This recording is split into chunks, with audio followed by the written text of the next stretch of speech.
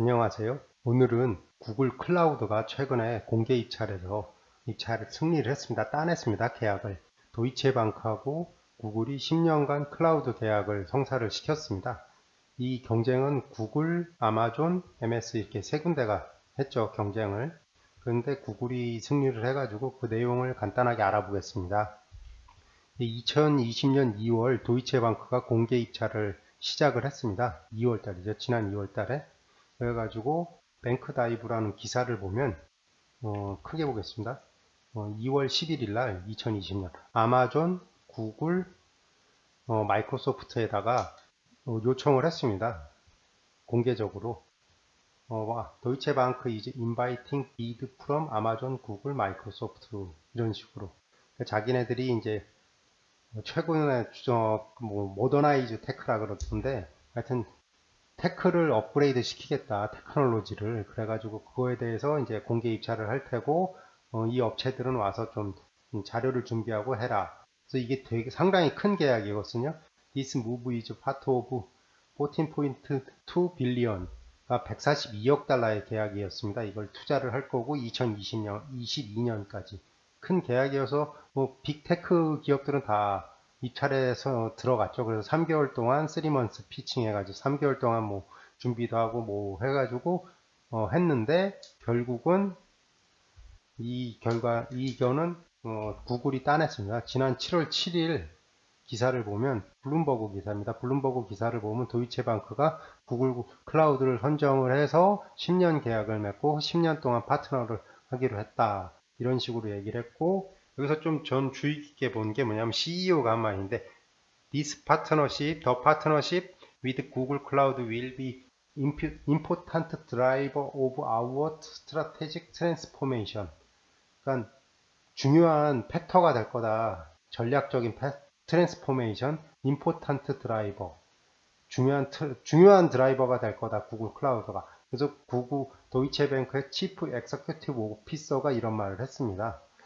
아마 여기서 저는 이거 생각할 때, 그러니까 본격적으로 도이체방크가 인공지능을 도입을 하려나 보다. 클라우드 플러스 인공지능을 도입하려고 해서 이렇게 한 거라고 보고, 그리고 또 다른 거에서는 it is as much a revenue story as it is about cost. 비용 절감이다. 뭐 비용이죠. 코스트에 대한 얘기.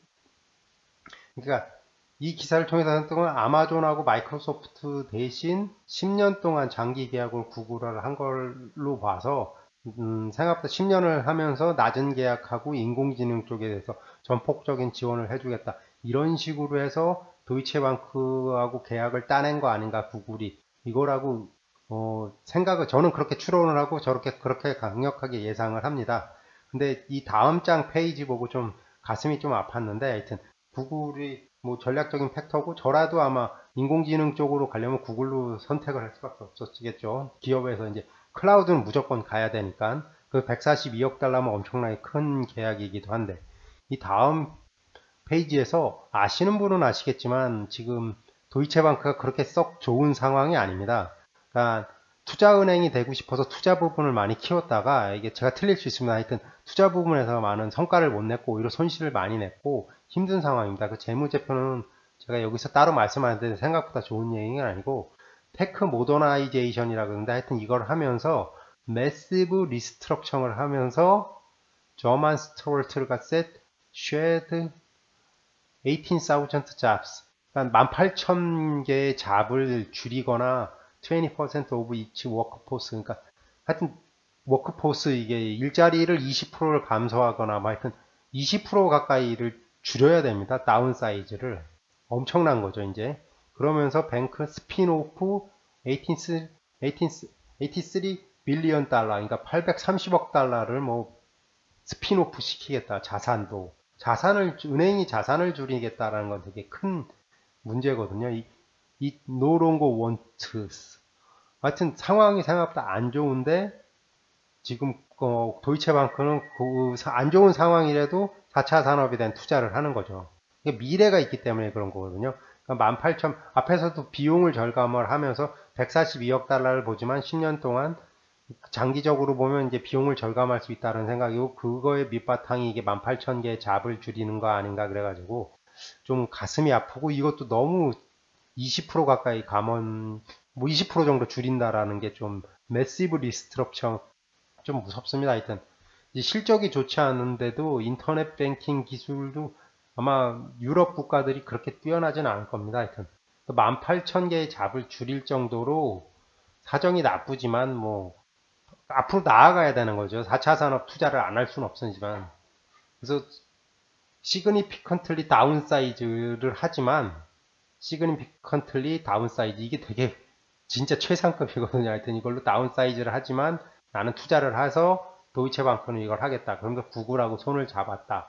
그래서 이 투자가 2022년까지 해서 웬만한 성과를 보이기 시작을 하면 구글이 아마 은행 쪽에서는 아마 큰 클라우드 시장을 점유할 수가 있을 겁니다. 그러니까 앞에서 선도해서 나가서 잘 되면 다 따라하는 거죠. 뭐 이런 거기 때문에 하여튼 구글로서도 새로운 기회를 잡았고 도이체방크로도 이제 새로운 기회를 잡을 수가 있죠. 기존에 이제 손실난 부분을 처리를 하면서 미래로는 더 나아갈 수 있는 방향, 이런 것들에 대한 거로 저는 파악을 했습니다.